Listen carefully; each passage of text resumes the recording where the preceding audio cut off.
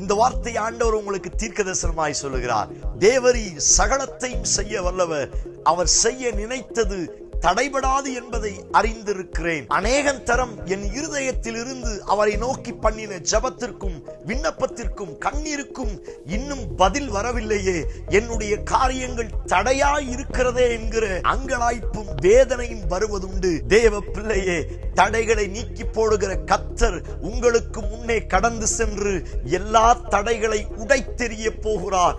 அவருடைய திட்டங்கள் எல்லாம் தடைபடாமல் நிறைவேற போகிறது. இதுவரை மனுஷீக வல்லமைகளும் அசுத்த வல்லமைகளும் உங்களுக்கு விரோதமாய், குடும்பங்களுக்கு விரோதமாய் எத்துணை ஆசீர்வாதங்களை தடுத்தாலும், தடைகள் வந்தாலும் அந்த தடைகள் எல்லாவற்றையும் துரத்திவிட்டு அந்த தடைகளை தாண்டி தேவனுடைய ஆசீர்வாதங்களும் மேன்மையான நன்மைகளும் உங்களை சந்திக்க புறப்பட்டு வந்து கொண்டிருக்கிறது. ஆமென்.